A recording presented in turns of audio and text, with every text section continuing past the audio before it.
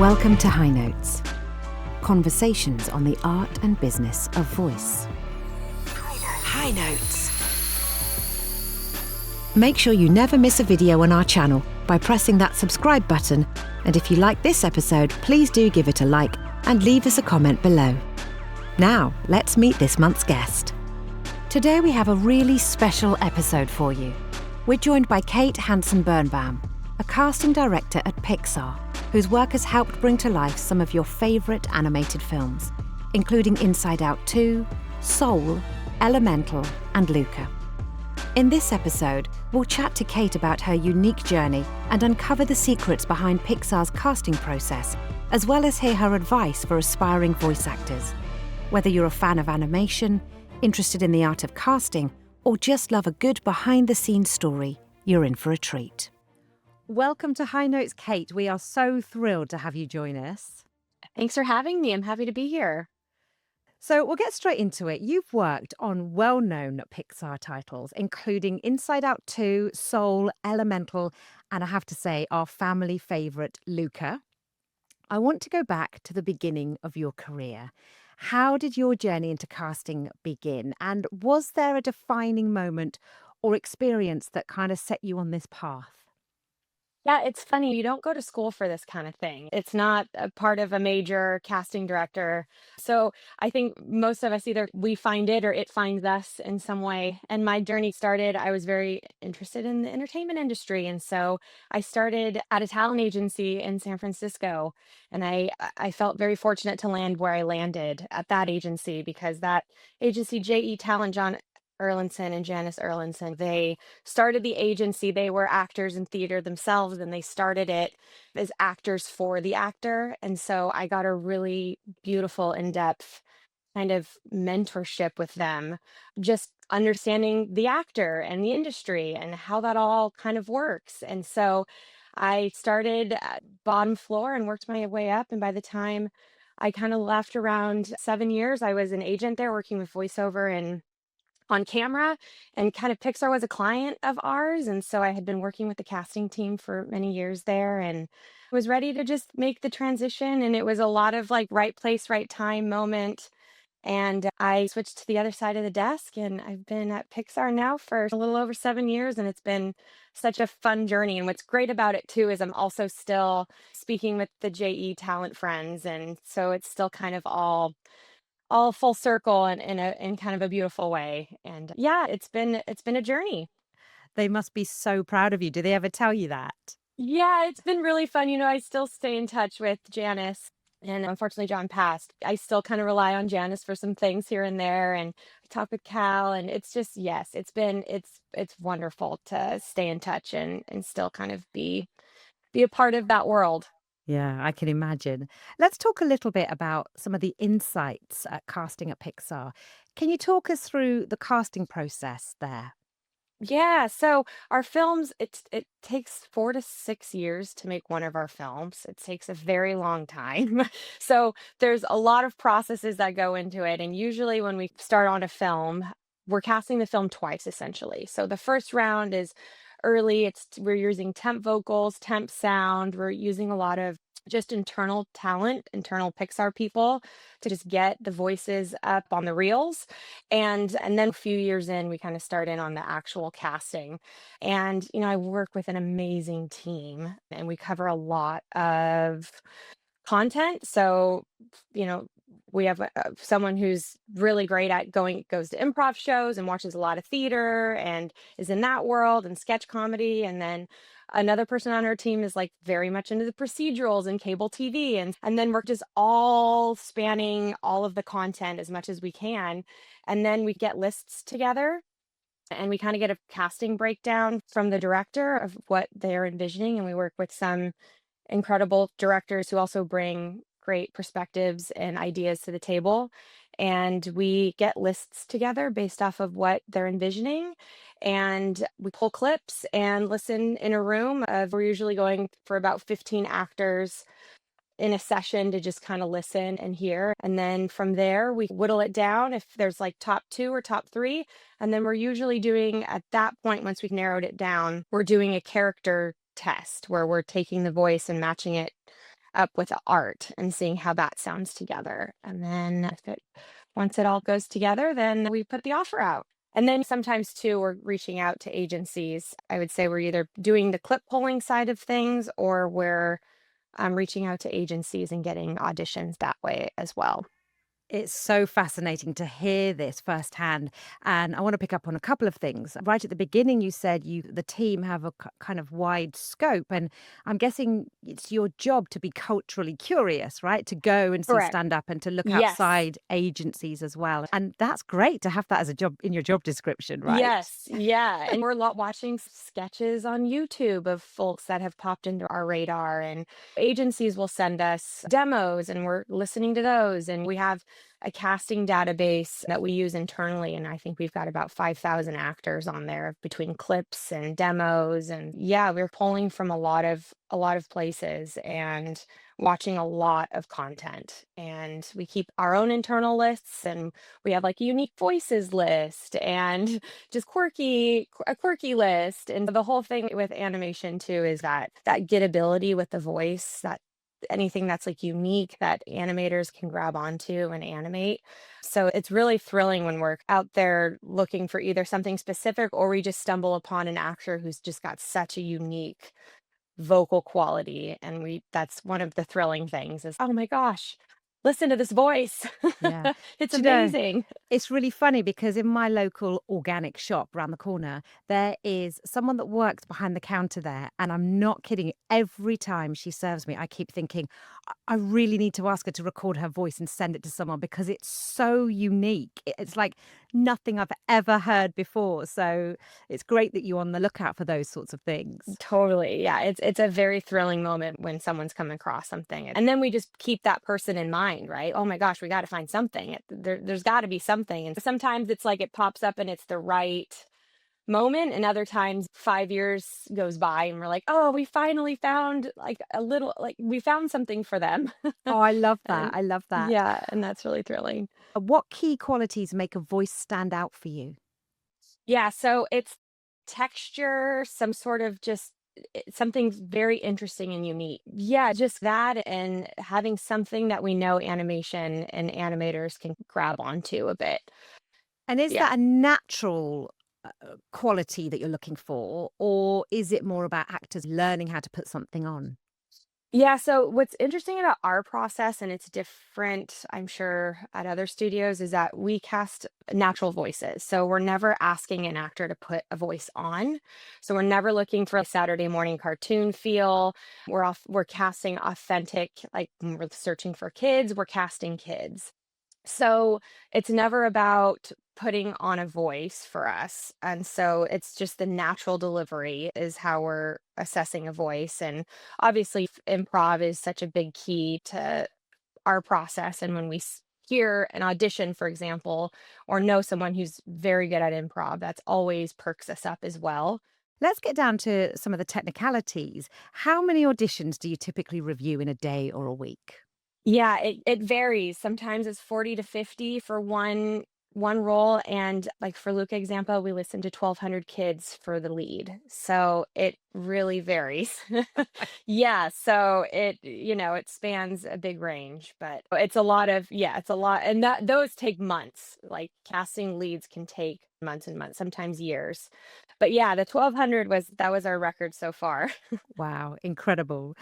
Just let's touch very lightly on the approach that you have at Pixar to diverse and inclusive casting. Is there anything you can share with us on that? We're committed to reflecting the world we live in. And so when we have these movies, for example, that have fish and dinosaurs and fire and water and rats, that's where we really can lean in to diverse casting. And we're also just committed to diverse teams within the company. So creative teams, our crew, our story leads to bring a diverse world through those lenses as well. And then when we're in casting meetings with directors, the director never knows who they're listening to. So it's always actor one, two, three, four. So it removes any unconscious biases, and we are just listening to the voice alone. So the director never knows who they're listening to, which is helpful in that sense. And it's also very fascinating what you think someone sounds like when you know you're listening to them. And then when you take that away, it's a interesting kind of just an interesting way of listening to the voices. Those are kind of the ways and we're continuing to keep that at the forefront as we keep casting these movies. So, talking about age, one of our eldest talent at BRAVA, which I love, is 81, an Oh incredible my talent. gosh, amazing. What unique qualities do younger and older actors bring to animation? And what advice would you give to them when auditioning?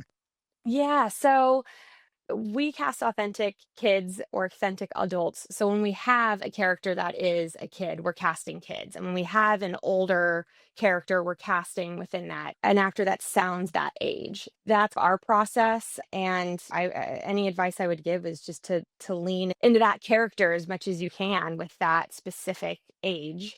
And I think it's the lived experience. You bring your experience to the character, and I think that's why it's important for us specifically to really cast authentically that way, so that we're bringing those little nuances and those experiences to the character. So yeah, that's the approach for us. So, think back to all those years ago when you started as a newbie at JE Talent. What are the biggest changes you've seen in casting over the years? Yeah, I mean, I think this is a universal I can imagine is just the remote auditioning now. There's pros and cons to it. What's so great is we're able to see more talent and hear more talent. So that's been so wonderful is getting more the opportunity for actors has expanded. The cons that sometimes happens too is that it's you're not in the room as much anymore, right? So you're not getting that in-person experience.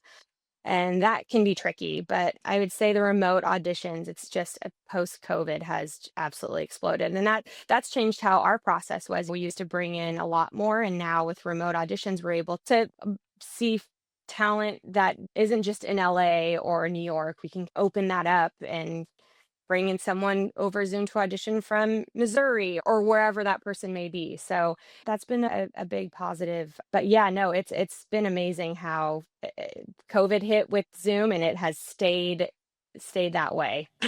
Do you miss being in the room more with actors or? I do, it's such a unique experience and I think it's really helpful for the actor. And so we're trying as best as we can to when we can to do that more. Again, with just how the accessibility of just hopping on a Zoom is especially with director's time is why we've continued to do it. But yeah, I think there's just a unique you just lose a little bit within Zoom, but I think we're hopeful that as time goes on, we can start opening that back up again and really getting some more in-person auditions going.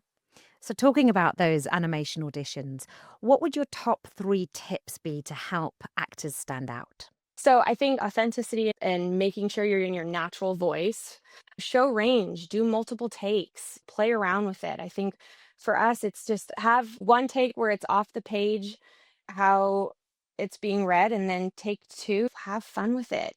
Do some improv, show us, be bold, do something different.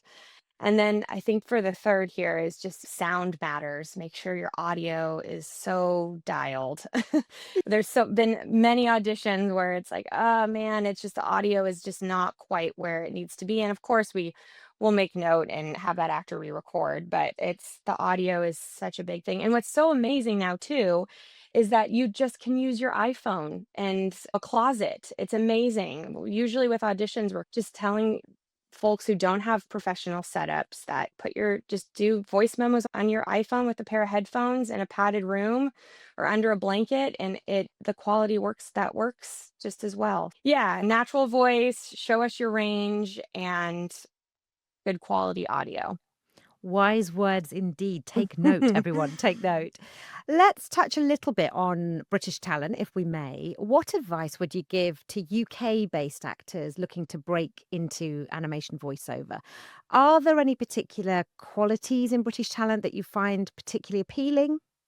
Yeah, the dialect and storytelling that UK actors bring is very unique and different than obviously US actors. And when we have those, we're definitely reaching out to UK based talent. And if also for UK based talent as well, it's now that because voiceover is so globally now, breaking into US markets and having a US agent to put you in that pool is also something to possibly explore. It's always the stock characters, isn't it? Or the quirky characters or the evil characters that tend to be Right.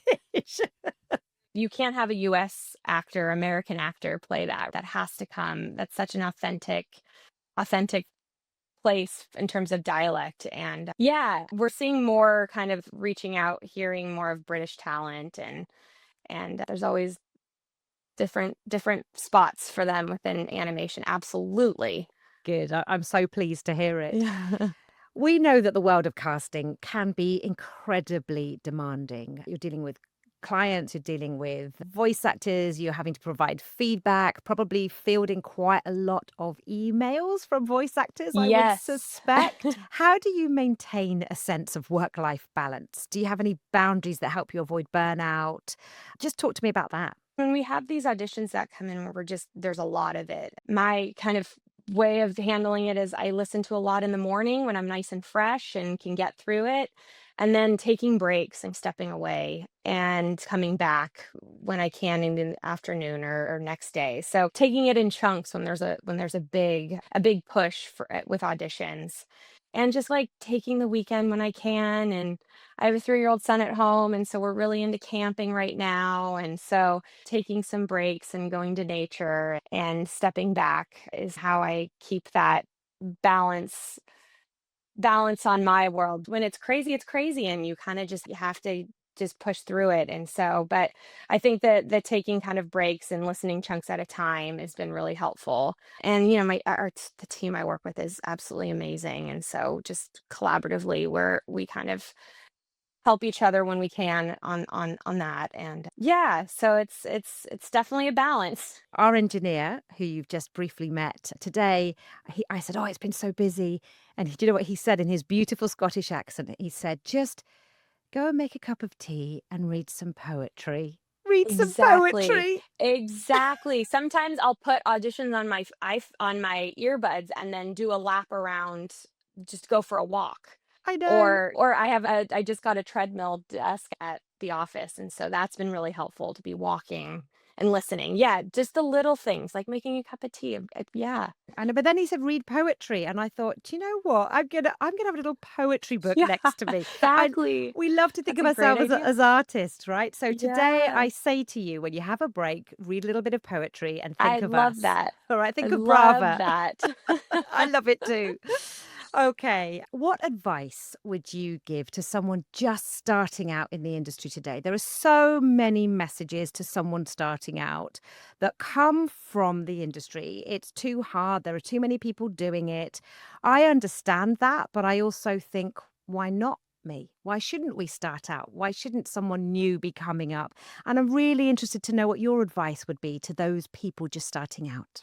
Yeah, just start. You got to just start and stay curious and try so many different things. There's what's beautiful about voiceover is that there are so many avenues you can take between video games and commercial and character voice. And I would just say just dive in and try as many different avenues as you can and find what you love and what is exciting to you, and just hone your craft in that way. And I'm also just such a firm believer of like activity breeds activity, and to keep going and keep doing, and something just from that activity, something just pops. It's just a funny thing. I've seen it over the years where, the actor who's doing voiceover classes and maybe doing an audiobook on the side and trying all these things and doing all these things, and it's amazing how, as that happens, just other things pop for them.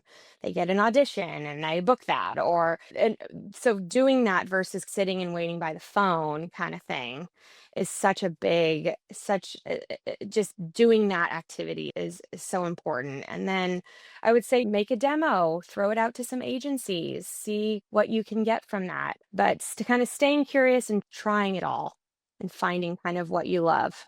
Yeah, I think that's great advice and something that we talk a lot about here at Brava. We do explain a lot of the time that this is a craft, this voice acting lark, and it does take time. It's not something that you can learn in an hour or a day.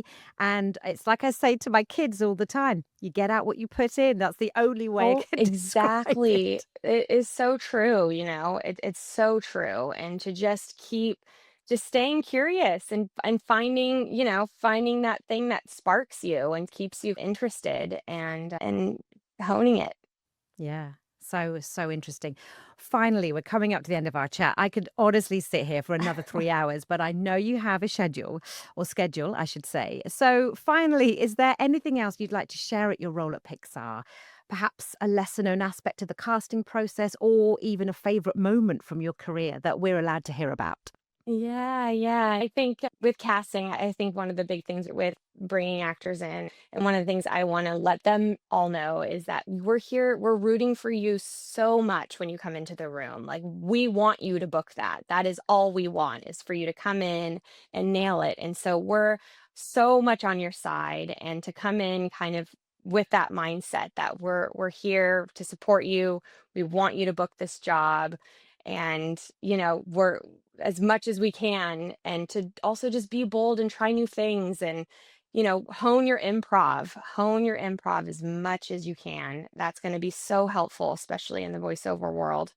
In terms of favorite moments of my career, there are a few that really stand out. And I think one of the really fun casting projects we worked on was Elemental for various reasons. And I think one of the big challenges we had on that movie, which was a beautiful challenge, was the director Peter Sohn was, what we want an actor who sounds like fire. We want an actor that sounds like water. And so we're kind of like, oh man, okay, what does fire sound like? What does water sound like, right?